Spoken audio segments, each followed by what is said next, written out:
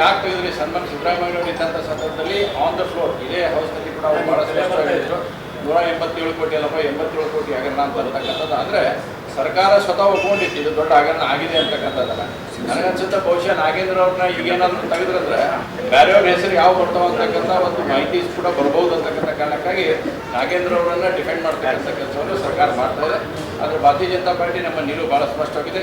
ಸದನದ ಒಳಗಡೆ ಮತ್ತು ಸದನದ ಹೊರಗಡೆ ಭಾರತೀಯ ಜನತಾ ಪಾರ್ಟಿ ಅವರ ಡೆಪ್ಯುಟೇಷನ್ ಕೊಡುವ ಮಟ್ಟ ರಾಜೀನಾಮೆ ಕೊಡುವವರೆಗೂ ಕೂಡ ನಮ್ಮ ಹೋರಾಟ ಮುಂದುವರಿದೆ. ನೋಡಿ, ಕನ್ವಿಕ್ಟ್ ಆಗಿಲ್ಲ ಅಂತಂದ್ರೆ ಇದೇ ಸದನದಲ್ಲಿ ಕಳೆದ ಸದನ ಅಧಿವೇಶನ ನಡೆದಂಥ ಸಂದರ್ಭದಲ್ಲಿ ಸನ್ಮಾನ್ಯ ಮುಖ್ಯಮಂತ್ರಿಗಳೇ ಸಿದ್ದರಾಮಯ್ಯನವರು ಹೇಳಿದ್ರು, ಹೌದು 187 ಕೋಟಿ ಅಂತೇಳಿ 87 ಕೋಟಿ ಹಗರಣ ಆಗೈತೆ ಅಂತ ಸನ್ಮಾನ್ಯ ಮುಖ್ಯಮಂತ್ರಿಗಳು ಹಿಂದಿನ ಮಾಜಿ ಮುಖ್ಯಮಂತ್ರಿಗಳು ಒಪ್ಕೊಂಡ್ಮೇಲೆ ಇವತ್ತು ಹಾಗಾದ್ರೆ ಯಾಕೆ ತೆಗೆದ್ರೆ ಅವಾಗ ಕನ್ವಿಕ್ಟ್ ಆಗಿಲ್ಲ ತೆಗಿಯೋಂಥ ಅವಶ್ಯಕತೆ ಏನಿತ್ತು? ಮತ್ತು ಇವತ್ತು ಇನ್ನೂ ಕ್ಲಿಯರಿಟಿ ಆಗಿಲ್ಲ ಅಂದರೆ ಅವ್ರ ಒಳಗಡೆ ತಗೊಳ್ಳೋಂಥ ಅವಶ್ಯಕತೆ ಅಂದರೆ ಏನಿತ್ತು? ಹೀಗಾಗಿ ಇದರಲ್ಲಿ ಬಹಳ ದೊಡ್ಡ ಪ್ರಮಾಣದಲ್ಲಿ ಸಮಸ್ಯೆ ಆಗಿದೆ. ಬಹುಶಃ ನನಗನ್ಸುತ್ತೆ ಈಗ ಏನಾದರೂ ನಾಗೇಂದ್ರ ಅವರ ತೆಗಿಯಂತ ಕೈ ಹೆಚ್ಚಕ್ಕೆ ಹೋದ್ರೆ ಬೇರೆ ಯಾವ ಹೆಸರು ಅವ್ರು ಹೇಳ್ತಾರೆ ಅಂತಕ್ಕ ಭಯದಿಂದ ಅವ್ರು ಇಟ್ಕೊಳ್ಳೋಂಥ ಕೆಲಸವನ್ನು ಕಾಂಗ್ರೆಸ್ ಸರ್ಕಾರ ಮಾಡ್ತಾ ಇದೆ.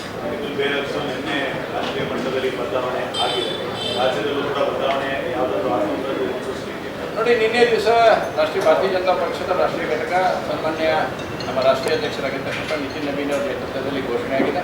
ಕರ್ನಾಟಕಕ್ಕೂ ಕೂಡ ಹಿಂದುಳಿದ ವರ್ಗದಿಂದ ಬಂದಿರತಕ್ಕಂಥ ಕುರುಬ ಸಮಾಜದಿಂದ ಬಂದಿರತಕ್ಕಂಥ ಎಂ ನಾಗರಾಜ್ ಅವರನ್ನು ಇವತ್ತು ರಾಷ್ಟ್ರೀಯ ಉಪಾಧ್ಯಕ್ಷರನ್ನು ಮಾಡಿದ್ದಕ್ಕಾಗಿ ನಾವು ಹಾರ್ದಿಕ ಸ್ವಾಗತವನ್ನು ಕೂಡ ಮಾಡ್ತೇವೆ. ಅದೇ ರೀತಿ ರಾಷ್ಟ್ರೀಯ ಸಂಘಟನಾ ಪ್ರಧಾನ ಸಂತೋಷ್ ಅವರು ಮುಂದುವರೆದು ಕೂಡ ಸಂತಸದ ಸಂಗತಿ. ಇವತ್ತು ನಿತಿನ್ ನವೀನ್ ಅವರ ನೇತೃತ್ವದಲ್ಲಿ ಒಂದು ಒಳ್ಳೆಯ ಟೀಮ್ ಇವತ್ತು ಸಿದ್ಧವಾಗಿದೆ. ಮುಂದೆ ಬರ್ತಕ್ಕಂಥ ಎಲ್ಲ ಚುನಾವಣೆಗಳಾಗಲಿ ಪಕ್ಷವನ್ನು ಬೂತ್ ಮಟ್ಟದಿಂದ ಕಟ್ಟುವಂಥ ನಿಟ್ಟಿನಲ್ಲಿ ಭಾಳ ಒಳ್ಳೆ ರೀತಿಯಿಂದ ವ್ಯವಸ್ಥಿತವಾಗಿರ್ತಕ್ಕಂಥ ಸಂಘಟನಾತ್ಮಕ ಚಟುವಟಿಕೆಗಳು ನಡೀತಿರುವಂಥ ವಿಶ್ವಾಸ. ಇದು ಪಕ್ಷದ ಹೈಕಮಾಂಡ್ ಮತ್ತು ಪಕ್ಷದ ನಿರ್ಧಾರ ಪಟ್ಟಿರ್ತಕ್ಕಂಥ ವಿಷಯ ಅವರ